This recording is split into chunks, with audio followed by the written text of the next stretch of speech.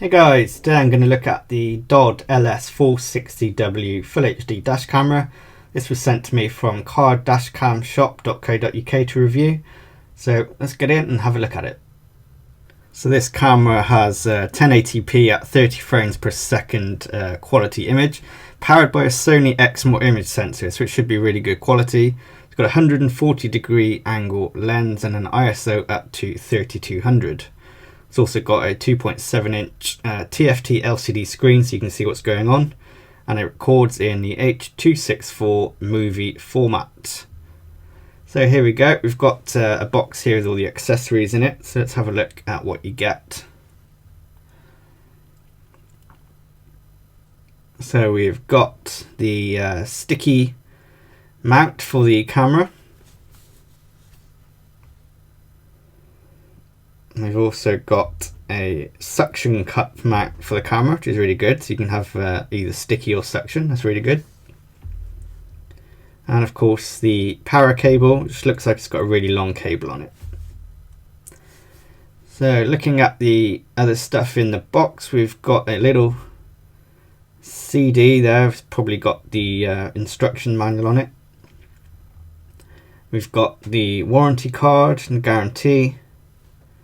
And we have got the user manual, which has got colour photos and is all in English, which is very good. So here's the camera itself, very nice looking, very sleek. There's a big screen, and it's also got the GPS module on the top already mounted. We've got the SD card, takes micro SD cards up to 32 gigs. It's got a nice little protective cover on there as well to stop it getting anything inside. On the top, we've got the USB power, AV out, and a couple of buttons. And on this side, we've got the HDMI and the reset button. It's got a nice little lens hood built in. And don't forget when you get the camera to take the protective cover off the front of the lens. It's very easy to forget that, and then you get a nice horrible blue blurry image. So I've got the suction cup mount here. It mounts really easily. Just slot it into the top of the GPS module and then it clicks into place. You can then fully adjust this, tighten down the screw to tighten it up or to loosen it, and then it will move around on the ball. It gives you a really nice compact setup there. Obviously, to release it, press the tabs and give it a bit of a tug. It can be a little bit fiddly, but easy enough. To turn the unit on, just press the power button on the top. However, note when you plug it into a power source, it will automatically turn itself on and off. You can come up with the language screen. Obviously I want English, and then you'll get onto the main screen. I've not got an SD card inserted at the moment, which is why it came up with that menu. And you can see it's running on battery power at the moment. I'll talk a bit more about that later. Okay, so let's have a quick look at some of the features and some of the buttons on the DOD 460.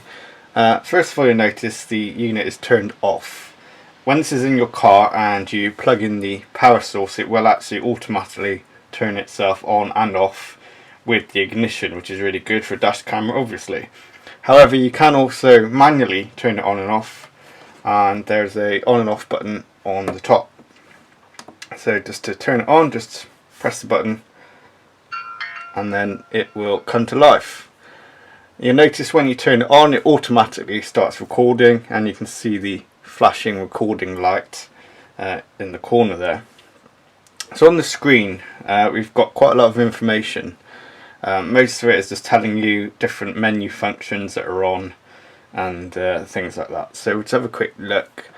Up in the corner here we've got WDR. That is wide dynamic range. The next one, again, we've got the recording light. The next one shows that we are in video mode, because you can also take photos with this. Next we have the resolution. I've got it in 720/60 at the moment. The next one is the loop recording time. You can just about see it. I've got it on 2 minutes. Next one is the exposure compensation. I haven't got that set. Then we've got the microphone, showing that the microphone is on. Then we've got the power supply. I've got this plugged in at the moment into the mains with an adapter, so that's showing that. This has actually got a battery in it as well, so you can actually run this on battery power. Down here we've got the GPS, that's flashing because obviously I'm inside, so it's not got GPS. And then we've got auto white balance. Down here we've got the ISO, it's currently on 50. This changes all the time when you're driving along to keep the exposure good. This is the current clip, how long it's been recording for. And obviously you've got the time and the date down here. You've got some other options in the menu which I'll get into in a bit, and that'll actually bring up some more icons alongside this one.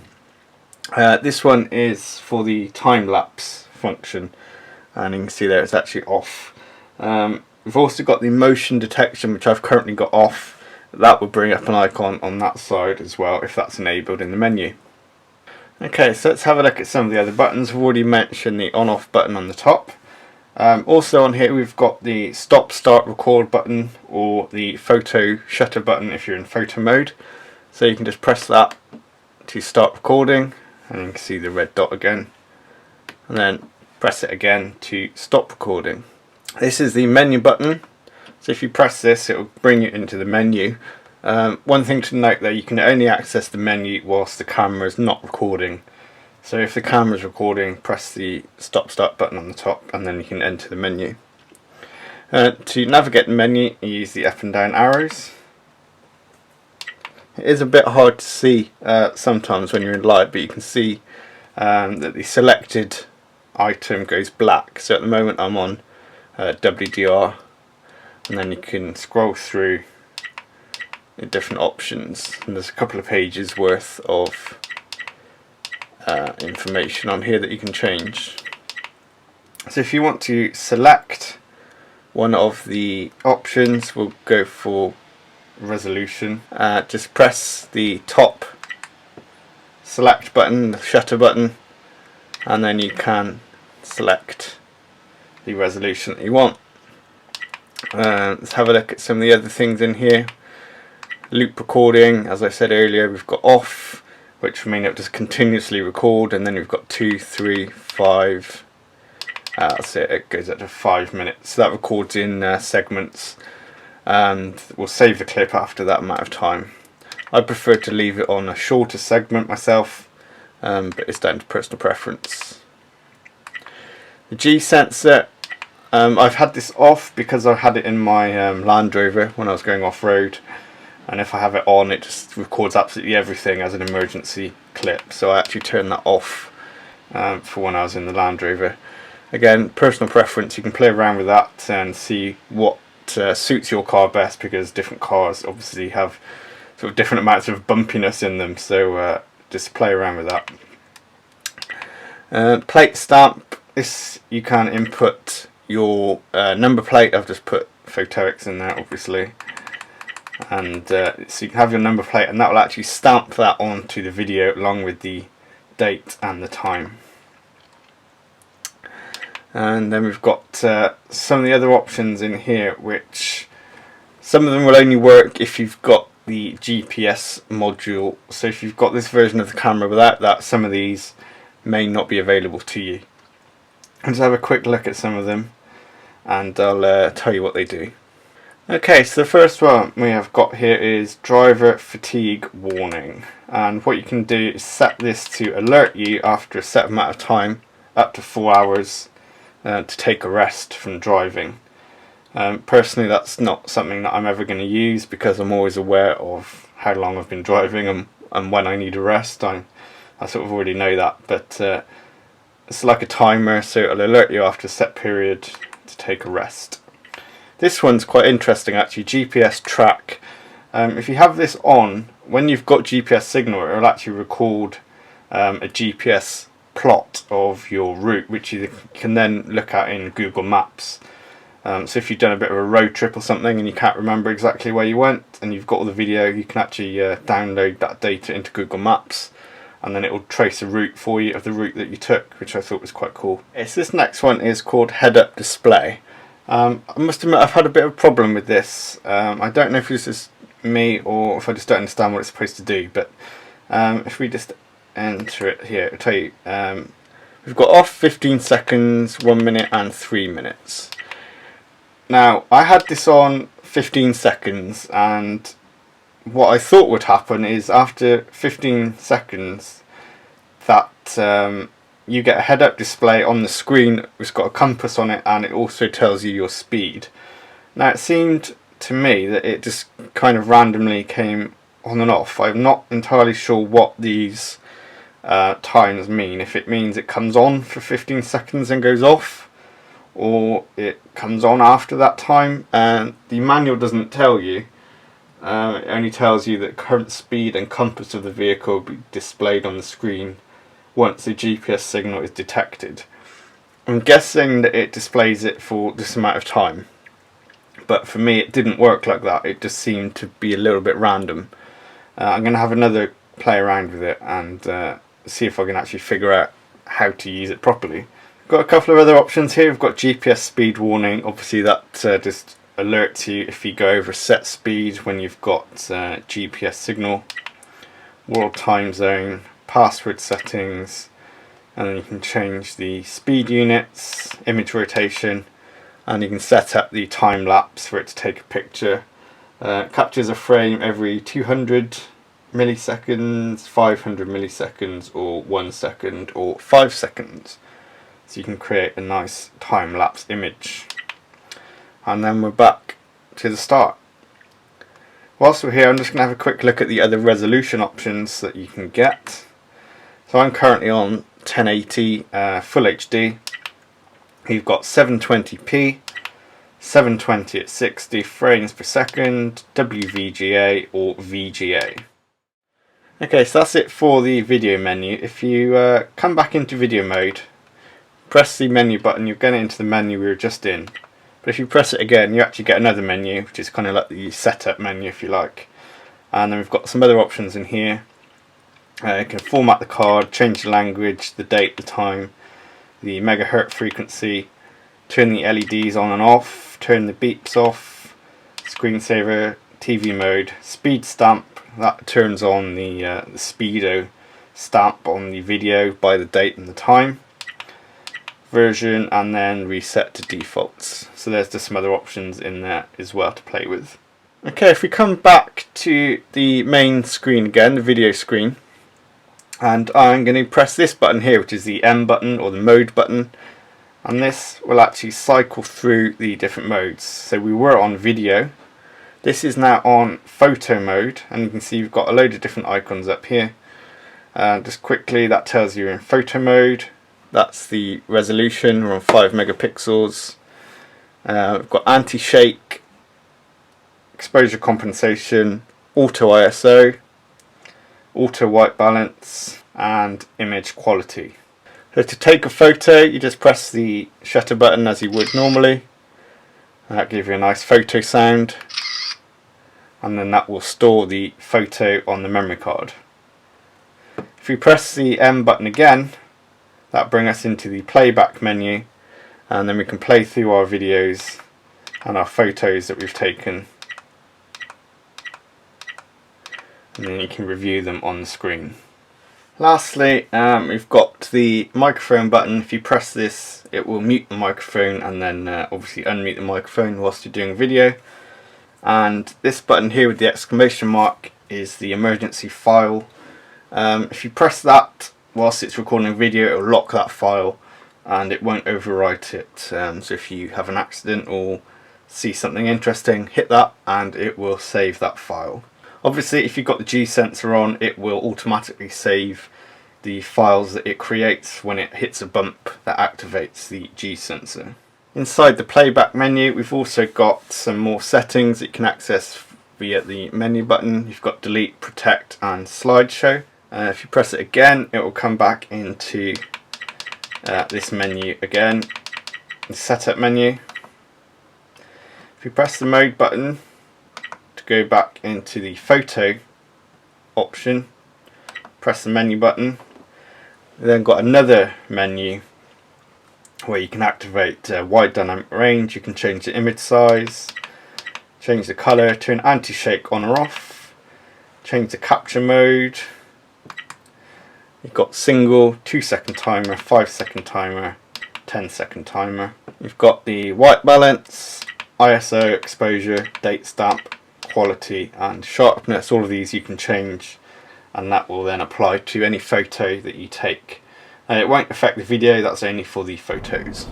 Right, let's get into what you've all been waiting for and get some video clips up.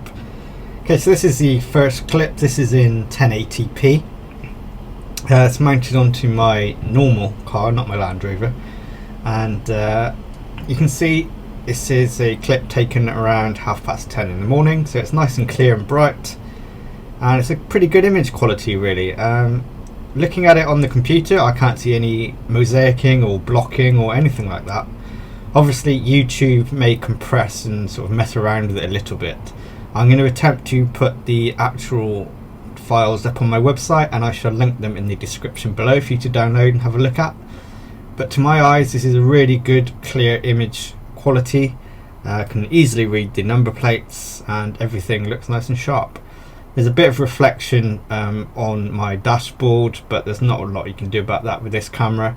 There's no polarizing filter with it or anything like that, so when you're driving in towards the sun, you are going to have a little bit of a reflection, but apart from that it looks pretty good. You'll also notice all the information at the bottom as well. We've got the date, the time, the name of the camera, my number plate stamp which I showed you earlier, and then you've also got the GPS coordinates as well in longitude and latitude. You'll notice there's no speedo, that's because I had that turned off. You can change that in the menu, I showed you that earlier on, and then that will be down in the corner down by the GPS coordinates. Okay, this is another clip in 1080. I wanted to show you this one to show you how well it copes with really bright exposure. You can see coming around this corner we've got a really bright patch up in the corner there, but the camera is still keeping the exposure spot on for the bit that we actually want. Well, this was a really cold, misty morning, so it's a really harsh environment for a camera to try and cope with, because there are some really bright areas in the sky. You can see coming around this corner ahead of us is just solid mist, but the exposure on the car in front and the surrounding areas is still pretty much perfect. I can still see everything that I need to be able to see. So that's a really tough clip there for the camera to deal with, but it's dealing with it really well. You'll also notice there's no GPS coordinates on this. I don't know why. I didn't turn the GPS off. I think it just hadn't connected yet, although I had been driving for quite a few minutes. Maybe it was just because of the thick mist and fog that it couldn't quite communicate. But overall, really impressive footage this with this kind of environment. I'm really impressed with how it deals with the exposure. This next clip is shot in 720p at 60 frames a second. Again, obviously YouTube is going to compress this, but just for you to have a look. Also, I'm going to test out the microphone on the camera, so let's go over to the audio on the camera and have a listen. So here I'm testing the audio quality of the DOD 460. Travelling at about 40 miles an hour, and any sort of rattles and clunks that you hear is a feature of my car rather than the camera. This is a bit of a noisy old rattly car, this one. So hopefully you can hear me well enough. As usual, audio quality on a dash camera is not my primary concern, but it can be useful for evidence if you need it. As you heard, it's pretty good really, no problems there at all. Now I'm going to move over to some nighttime footage. This is in 1080 at 30 frames a second. You can see the ISO at the top going crazy. It's got auto ISO on this, so it actually adjusts the sensitivity of the sensor to get the best exposure. It's pretty good quality really, you can see plenty around. The lights aren't really distracting too much, although there is a little bit of flare. This next clip, this is 1080 again, but I've moved into a really dark area. This is just a little lane I quite often use for dash camera videos because it is so dark. You can see you've got these street lights just on one side, but the rest of the area is just being lit by my headlights. You can see quite far in front. I think you wouldn't have a problem getting some number plates there if you needed to. You may have also just noticed there's a slight jump as well. That was the clips, the seam of the clips. There's about a second jump usually I've found on this camera. This is starting from the same place, but this time we are in 720p at 60 frames a second. You can see it looks a lot noisier in this. I think the ISO is ramped up quite a bit in order to still provide a good image. You can actually see a little bit further though because of that. So you might find if you do a lot of driving at night that 720 might actually be a slightly better choice for you, even though the image is a little bit noisier.